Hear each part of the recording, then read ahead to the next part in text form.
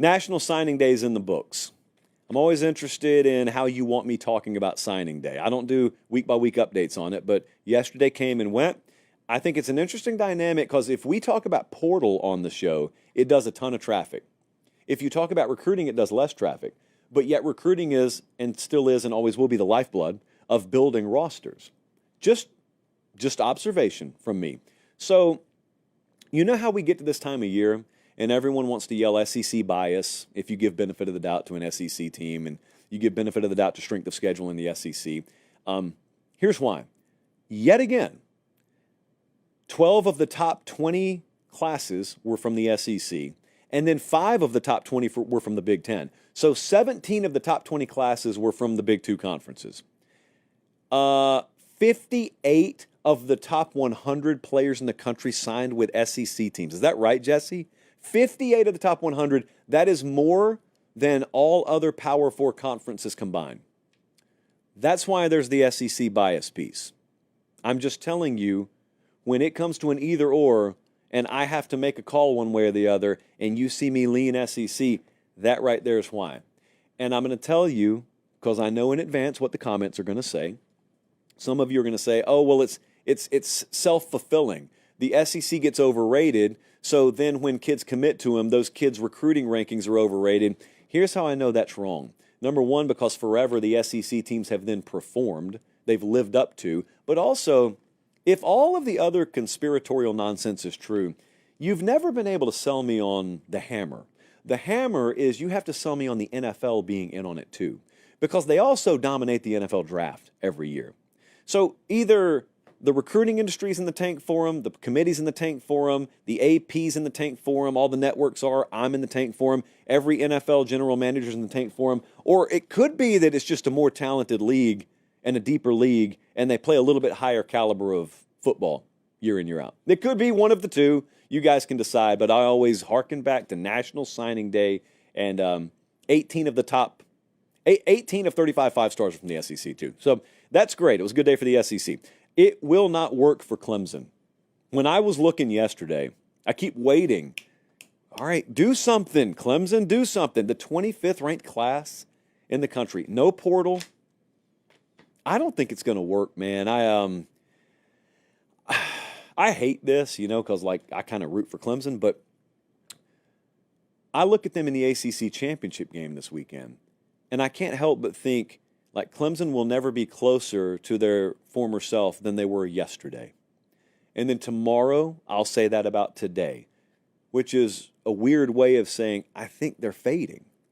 They had the 4th highest ranked class in the ACC.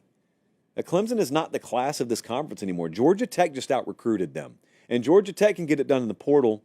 It's a different kind of ask to be able to get a kid to get into Georgia Tech. That's the whole point. They're doing it anyway. Florida State didn't even have a great class, and they out-recruited Clemson. I mean, Miami did not put a vintage Miami class together. They still out-recruited Clemson.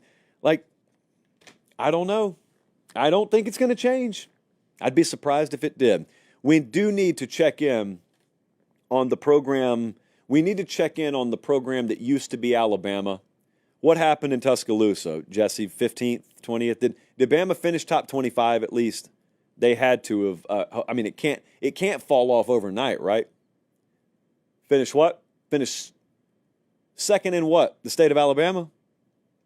Bama finished second in the country? Well, that's impossible because I'm going back through my notes, and Alabama can't recruit under Kalen DeBoer. They can't recruit the South specifically. Can you do a favor? Can you go to the website and check and make sure that's right? That's probably just a typo. Oh, no, it's not. Actually, they signed the number 1 player from Texas, Florida, and California. Oh, so they can still kind of do it. You mean to tell me all that stuff was kind of overblown? You mean to tell me that there's still a lot of cachet even post Nick Saban? Or is that what you're telling me? Are you telling me that at the end of the day, what it really takes to recruit is being well-resourced, which, contrary to popular belief, this was never a poverty program that was just getting benefit of the doubt and getting discounted rates on players because of Nick Saban. That was happening, but it didn't mean they couldn't do it when he left. And also, are you telling me that brand means a lot still? And are you telling me that it could be that Kalen DeBoer, when he got to Alabama, decided, I can staff a little differently here than I could in Seattle. I can go after the kind of athlete here that I couldn't in Seattle. Maybe that's even why I took this job. You're telling me he was not stupid the whole time, and they can kind of still go and get a good player every now and then. Auburn down the road finished number 6. This is great for Hugh Freeze because he's got the number 18, number 10, and number 6 class his 3 years now. And that's why the pressure's on him next year, and it should be. They're going to go get a quarterback out of the portal. They got Deuce Knight in this class, which is not a guy that I see them starting for them next year, but they do need to go get a stopgap guy. 6 of their top 7 signees were on defense, so they are primed to be a really, really big bounce-back team this upcoming year. This is a good signing class, but that means now 3 top 20 classes are baked into the roster, and they'll be able to do things in the portal, including at quarterback. So I like what Auburn and Alabama both did. How do you not love what Oregon did? I asked Savannah State, who has worked in this industry a long time, actually. I said, hey, did you see signing day? If you didn't, I want you to guess the top 4 ranked teams in the country. She said, Texas has got to be up there. Yep, they're number 1. All right, Georgia, yep, 3. Bama, of course. Yeah, Bama, 2. I say of course because she worked there. Oregon, she nailed them, 4 of 4. Oregon's just there now. They're just accepted as being in that conversation. And so you can have 2 schools of thought on that. You can either say, wow, that's impressive. This is the right school of thought. Or you can say, oh, Phil Knight. You know, like Oregon's the only place that's got a big money guy throwing that money around. Don't know if you checked the headlines out of Ann Arbor last week. And congrats to Michigan as well, by the way. But Oregon, here's how I know it's more than that. Here's how you'll know it's more than that. Watch how they play. A couple of cycles ago, A&M went and bought a class. How'd they play?